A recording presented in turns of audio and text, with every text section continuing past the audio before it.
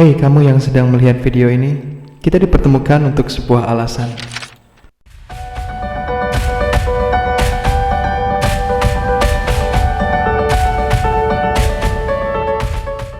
Kamu tidak punya siapa-siapa yang mau mendengar kamu untuk curhat dan paling mengerti kamu saat ini.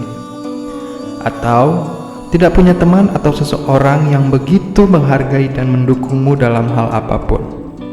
Jika memang iya, jiwa kamu lelah, dengarkan ini sejenak. Dimanapun kalian berada, saya pastikan kamu akan menjadi orang yang berbeda setelah melihat video ini. Asal kamu mau meninggalkan aktivitas yang sedang kamu lakukan dan mencari posisi yang nyaman. Saya akan melakukan hitungan mundur. Silahkan tarik nafas lewat hidung dan buang lewat mulut untuk mendapatkan kondisi rileks yang maksimal. Ulangi terus sampai kamu merasa sangat rileks. Tahun ini lain, saya sudah bekerja kurang lebih hampir 4 tahun di sebuah perusahaan akomodasi dan pariwisata. Bayangkan, saya mulai bekerja saat perusahaan tersebut masih berdebu dan dari nol. Artinya, saya adalah salah satu staf pertama. Saya bersedia ditempatkan di bagian apapun, mulai bekerja dari bagian dengan gaji terendah hingga saya ditempatkan dengan bagian dengan gaji tertinggi sudah saya jalani. Jarak tempuh dari rumah menuju perusahaan tersebut kurang lebih memakan waktu hingga 1 jam. Bahkan saya paling ingat ketika saya harus masuk jam 5 pagi sedangkan cuaca sedang hujan. Namun saya tetap menguatkan diri karena itu adalah tanggung jawab. Saya pernah bela-belain tidak libur hampir 2 bulan karena teman saya sedang cuti. Saya pun menerima dengan lapang dada. Hari demi hari saya coba lalui dengan ikhlas, hingga akhirnya pada satu titik saya mendengar kabar bahwa saya di PHK. Awalnya saya kaget, karena menurut saya alasan saya bisa bekerja hampir 4 tahun bukan karena saya adalah seorang karyawan yang tidak disiplin. Saya kecewa dan menggumam di dalam hati saya sendiri. Hingga teman saya mengabari saya lewat WhatsApp bahwa dia juga di PHK. Di situ saya mulai agak tenang karena ternyata bukan saya sendiri. Namun tidak cukup di situ yang perusahaan itu lakukan. Mereka tidak membayar sisa kontrak saya. Dalam hati saya, cobaan apa lagi ini? Namun waktu demi waktu dan mau tidak mau saya harus menerima semuanya. Hingga tiba saatnya untuk membayar biaya semester kuliah, tabungan saya menipis. Menurut saya kuliah secara daring hanya sebagai formalitas absen. Apalagi untuk saya yang sedang skripsi, hal tersebut sangat tidak efektif. Dan lagi jumlah sertifikat seminar saya juga kurang. Akhirnya saya putuskan untuk cuti sementara. Keluarga saya mengetahui semuanya. Awalnya mereka bisa terima, tapi lama-kelamaan mereka menganggap saya ini pemalas dan tidak mau berusaha. Padahal saya sudah jelaskan berulang-ulang bahwa dalam kondisi lockdown dan PSBB seperti ini, mencari kerja tidaklah mudah karena sektor pariwisata sedang lumpuh. Apalagi untuk saya yang secara geografis dekat dengan Singapura dan Malaysia, dan kebetulan mereka adalah pangsa pasar utama untuk pariwisata di daerah saya. Namun tetap saja mereka tidak mau mengerti. Saya mulai bingung harus seperti apa dan mau cerita ke siapa.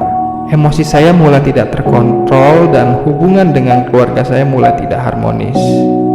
Mereka hanya ingin saya menjadi seperti yang mereka mau, bukan seperti apa yang saya impikan. Nyatanya, ini hidup saya, dan saya yang akan menjalani hidup ini nantinya. Ya walaupun saya tahu, namanya orang tua pasti ingin yang terbaik untuk anaknya. Tapi tidak bisakah mereka meredam ego mereka sejenak? Saya mulai merasa kesepian dan merasa sendirian di dunia ini. Ingin pergi tapi tak tahu harus kemana. Saat diam di kamar, tapi rasanya ingin keluar. Di saat seperti itu kadang saya rindu kembali ke masa kecil. Yang saya pikirkan hanyalah bermain dan bebas melakukan apapun. Beranjak dewasa itu adalah hal yang menyebalkan. Malam itu sekitar pukul 9, ada yang mengetok pintu kamar saya. Ketika saya buka, itu adalah teman-teman saya. Saya persilakan mereka masuk. Mulailah kami membuka obrolan, bertanya kabar, bla bla bla, ini itu dan sebagainya. Awalnya saya yakin inilah saat yang tepat. Mereka pasti mau mendengar curhatan saya dan memberi saya solusi. Setelah saya ceritakan semua permasalahan saya dari A sampai Z, tidak, hanya dari A sampai D, karena salah satu dari mereka ada yang memotong pembicaraan.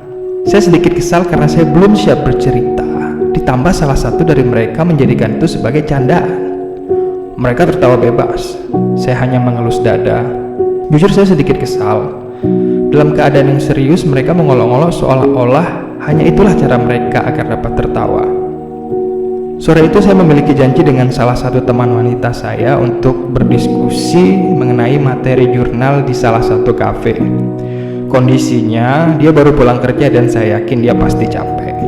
Akhirnya saya bergegas dan bersiap-siap menjemputnya. Sepanjang jalan dia bercerita tentang hari-hari yang sudah ia lalui, hingga asyiknya berbicara tak sadar bahwa kami kelewatan. Saya putar balik dan kami tertawa satu sama lain. Setibanya di kafe, mulailah saya mencari tempat yang smoking area, namun ternyata sudah penuh. Mulailah saya palingkan ego untuk tidak merokok dan kami berbincang sambil menunggu pesanan datang. Mulai dari pesanan datang sampai kami bersiap-siap untuk pulang, saya sadar bahwa selama di kafe kami tidak mendiskusikan tentang materi jurnal. Kami berbicara secara random, berbicara apapun, dan kami saling menikmati. Saya merasa enjoy dan di lain kesempatan persisnya ketika dia baru pulang kerja juga, saya mengajak dia untuk pergi ke pantai melihat sunset. Namun kali ini dia meminta dijemput di salah satu mall. Ketika dia keluar dari mall sendiri, ternyata dia membeli sebuah produk donat. Awalnya dia katakan itu untuk temannya, namun saya tidak langsung percaya begitu saja. Hingga setibanya di pantai dia katakan, kayaknya teman aku nggak mau lah, kita makan aja yuk, sambil senyum-senyum. Saya sudah menduga. Bayangkan kami makan donat tanpa minum sampai habis. Namun langit sangat cerah. Sore itu, mega merah sangat merona dan debur ombak membuat kami harus berbicara dengan nada yang sedikit keras. Saya menawarkan es tersebut kepadanya, namun ia menolak. Akhirnya saya tidak memaksanya dan saya duduk dan hanya memesan satu es kelapa muda. Namun tiba-tiba dia menambahkan kalimat, "Pipetnya 2 ya mas," kepada abang tukang kelapa tersebut. Duduklah kami dan dia mulai bercerita untuk memecah keheningan. Namun entah mengapa pembicaraan jadi semakin intens. Dia bercerita tentang latar belakang keluarganya dan masa lalunya. Sambil berbagi es kelapa yang sudah datang, saya pun bergegas menghabiskan. Karena jujur, saya masih merasa kecewa dan langsung ingin mengantarkannya pulang. Sepanjang jalan pulang, pembicaraan masih berlangsung baik. Setelah saya mengantarkannya, saya pulang sendiri dan sepanjang jalan saya berteriak dengan tiba-tiba. Saya tidak mengerti. Namun hari demi hari telah berlalu. Saya tidak ingin berlarut-larut. Untuk mengobati patah hati ini, saya mencoba membuka hati kepada wanita lain. Kami menjalani hubungan dan seiring waktu hal yang lebih buruk terjadi. Ternyata saya hanya dijadikan pelampiasan oleh wanita tersebut. Pernahkah Anda bayangkan kekasih Anda menceritakan dengan jujur bahwa ia memiliki hubungan gelap dengan seseorang? Dunia terasa berhenti berputar. Patah hati saya menjadi sangat sempurna saat itu. Tidak cukup di situ, cobaan terus datang, tabungan saya habis total, dan akhirnya saya menjual biola pertama saya. Saya tidak bersemangat melakukan apapun, jiwa saya rasanya lelah sekali. Kadang saya merasa sangat rindu, tapi saya bingung siapa yang saya rindukan sebenarnya. Saya mencoret-coret dinding kamar saya untuk membuat kata-kata motivasi. Jam tidur saya tidak karuan. Sesekali ketika saya keluar dan bertemu dengan orang baru, namun saya merasa tidak nyaman dan sering melamun dengan tiba-tiba. Keadaan saya sangat kacau, mood saya berubah-ubah, dan ketika kepala ini terasa mau pecah, saya melarikan diri dengan cara tidur.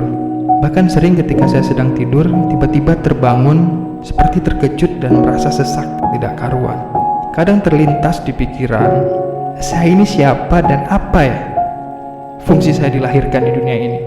Akhirnya saya mengurung diri dan tidak mau keluar kamar, hanya sesekali membuka setengah pintu, itu pun hanya untuk menatap langit dan meratapi apa yang terjadi. Keadaan saya semakin memburuk, saya merasa hampir mati. dan ini adalah titik terendah dalam hidup saya. Jadi malam itu terlintas di pikiran saya untuk mengakhiri hidup, namun ada sesuatu yang lebih besar menahan saya. Entah kenapa nurani hati ini menuntun saya untuk sholat malam. Saya merinding di tengah keheningan malam itu. Dinginnya malam itu justru membuat saya gerah. Kata yang saya ucapkan seolah mengejawanta di hadapan saya. Hati yang beku dan dada yang terasa sesak ini perlahan meleleh dengan air mata yang menetes tanpa saya sadari. Saya menangis sejadi-jadinya ketika saya sadar saya masih punya tempat untuk mengadu. Saya tidak sadar ketika berdoa sudah selayaknya orang yang curhat. Malam itu menyadarkan saya bahwa kedua mata memiliki hak untuk mengeluarkan airnya. Ketika saya selesai, saya baru sadar baju dan sajadah saya basah kuyup seperti orang yang habis olahraga. Saya pun merasa sangat tenang dan lega. Ternyata yang saya butuhkan adalah ketenangan dalam hidup dan hidup yang memiliki tujuan. Saya mulai sadar bahwa saya kurang mencintai diri sendiri dan selalu mencari kebahagiaan dari orang lain. Dan ini adalah titik baliknya. Saya sadar bahwa hanya saya yang dapat memperbaiki dan mewujudkan apa yang saya mau. Sejak saat itu saya mulai bangun subuh. Pada suatu subuh saya merasa ingin keluar dan setelah selesai sholat subuh tepatnya, saya bergegas keluar rumah, mencari suasana baru dan referensi. Karena kebetulan rumah saya dekat dengan pantai, saya berangkat kurang lebih jam 5.30. Bayangkan udaranya masih sangat dingin dan gelap. Saya duduk sambil berpikir usaha apa yang dapat saya buka. Saya bertanya pada diri saya sendiri kemampuan apa yang saya miliki. Akhirnya saya putuskan membuka usaha kopi karena kebetulan saya mempunyai pengalaman di bidang tersebut. Namun saya awalnya bingung. Jika di tempat saya bekerja dulu kan alatnya lengkap dan juga mahal. Lalu bagaimana dengan saya yang hanya punya modal sedikit, ditambah juga saya tidak memiliki lahan sama sekali. Namun saya tidak menyerah begitu saja. Saya mencari cara. Akhirnya saya mulai dengan alat seadanya dan yang paling murah, namun tetap menonjolkan karakter rasa saya. Dan setelah itu saya meminjam lahan kosong teman saya. Dan alhamdulillah tepat pada tanggal 4 bulan 10 November akhirnya terbentuklah sebuah usaha kopi pertama saya. Alhamdulillah di bulan pertama saja saya sudah bisa menghasilkan 12 juta. Tidak cukup di situ, saya mulai daftarkan usaha kopi saya ke GrabFood dan GoFood. Dan di bulan ketiga atas izin Tuhan, saya sudah memiliki karyawan. Semangat hidup saya kembali bangkit. Saya berjanji kepada diri saya sendiri bahwa uang yang saya hasilkan akan saya pergunakan untuk mengapresiasi diri saya sendiri. Membeli apa yang saya mau, melakukan yang saya suka, liburan ke tempat yang saya inginkan, membeli buku bacaan dan meningkatkan kualitas hidup saya. Yang terakhir dan terpenting dari semuanya menurut saya adalah saya dapat membantu sesama agar kalian semua bisa berusaha sesuai dengan minat dan passion kalian masing-masing. Sebagaimana dengan tujuan hidup kita kepada sesama manusia adalah bermanfaat untuk setiap orang. Buat kalian yang tidak punya teman untuk sharing dan ingin buka usaha kopi, namun bingung karena modal terbatas dan tidak memiliki lahan seperti saya juga, saya akan coba bantu kalian dari permulaan hingga kalian bisa mengembangkan usaha kalian sendiri. Buat kalian yang ingin request produk selain kopi atau tentang usaha apapun yang kalian inginkan dan kalian bingung mencari cara dan mencari produknya, saya akan bantu kamu dan memberikan kamu harga terbaik serta produk berkualitas. Karena saya bekerja sama dengan distributornya langsung.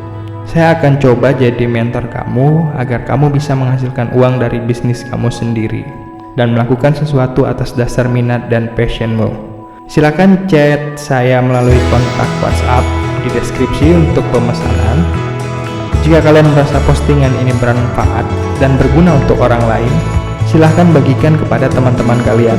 Tulis usaha apa yang ingin kalian lakukan di kolom komentar, serta